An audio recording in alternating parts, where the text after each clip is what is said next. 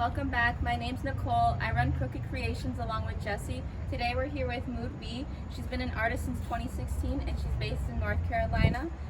So why don't you tell us how you started customizing clothing? So I've always had a real interest in color coordination. Like throughout high school, I have a bunch of outfits that were like really crazy, camo with crazy outfits, stuff like that. So in high school or college, when I went out to Miami, I really just wanted to stand out a little bit more. So what I started doing was taking like old vintage t-shirts and giving them that like vintage look, where I started bleaching them on my own. I did a few of my shoes that way too. And it started really from there. I got a few orders that people just wanted me to do for them too. And then throughout college, I really just started messing around more with clothing ideas, names for a clothing brand. And then 2019 is when I really realized I could draw and paint. I started painting on clothes, and then the rest is really like history, honestly. Here we are, what is it, like 6-7 years later? Yeah, I love that. What was the most difficult piece you've had to work on? So honestly, I'll say that was one of my most recent pieces. I had a friend of mine come to me and she wanted to do a commemorative piece in honor of her dad who passed away last year. And I had never done anything like realism, I would say. More so, a lot of mine is based on nostalgia, our cartoons that we grew up with, stuff like that. A little simpler concept, most would say.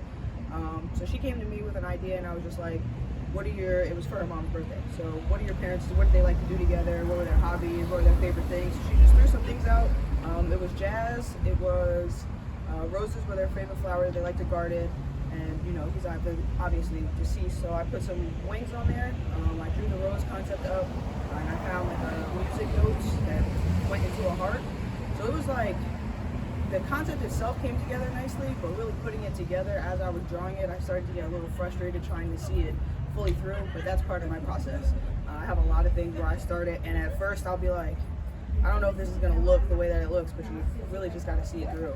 So that to me, because I wanted it to be so, like something that they would love and would be in his memory. So I would say that would probably be the most difficult, to make it what she wanted, but also like add my own touch and make sure it was a piece that anybody would be proud to wear.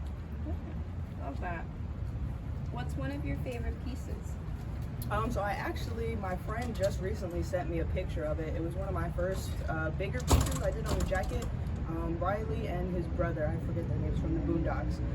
So I did this was my first time doing shading or anything like that with the customs. So I have one where Riley is properly shaded with like the different shading of brown, and it looks like different. And then the brother is shaded with grays. So that was like where you could see, even just from that first one to the second one, where like my process evolved a little bit with really understanding shading, how it works, how it's supposed to look.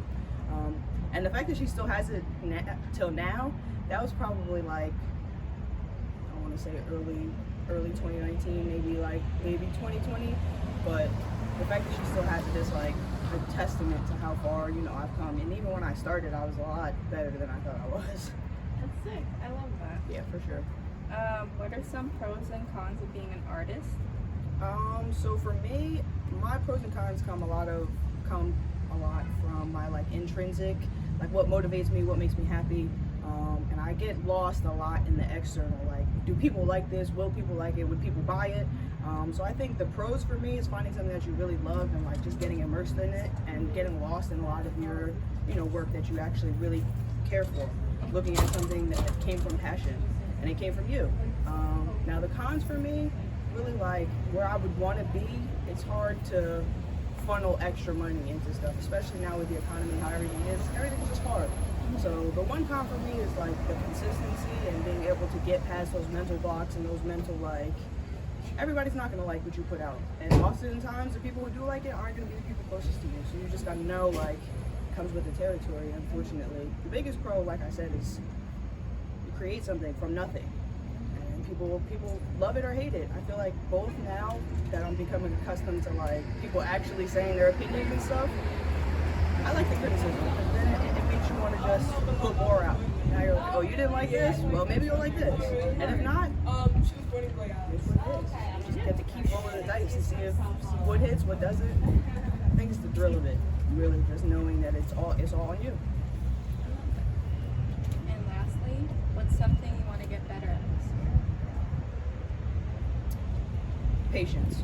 And I have it tatted, so this is it's a very big thing for me, just really being patient and taking my time with caring for my art, because I care about it so much that I feel like I put so much pressure on it being perfect, whereas I feel like anything that I create it's a part of me. I put a piece of me into everything that I create, and I really think it's more of honing in on that fact that this like is an extension of myself more than it is just like something that I'm doing to create money. In the future, that's what I would like, consistently creating, you know, income through my passion, but that's not what drives me. And I think a lot of people get lost and they're like, well, I want to make money doing this. Everybody wants to make money doing what they love, but it's also about doing what you love just to do it. Because I would be like, if you ask any basketball player if they would still play basketball if they weren't in the league, they probably would. It's what they love. It's what they love to do. So, yeah, I really think finding like that real balance between like, I love this so much and it's so good, I know it's worth something, and just like meshing that together to where it's like a cohesive, I can just work to work and just put content out. Kind of like a Gary Vee thing. You ever listen to Gary Vee? So he's a great guy as far as like creation and, you know, us feeling rushed in our 20s. He puts stuff out all the time where he's like, just create. Just put content out, put whatever you have out, and just put it out all the time, because you never know who's going to see it. So I really think that'll be like my biggest thing for the next few years, is really like honing in on who MoodB is as a brand and what I want to exude, or what I want people to notice when they see us around. So, I mean, dope. I really love that. Thanks for doing this with me. Yeah, absolutely. And thanks for tuning in. We'll see you next time. Absolutely. And shop MoodB. Shop MoodB!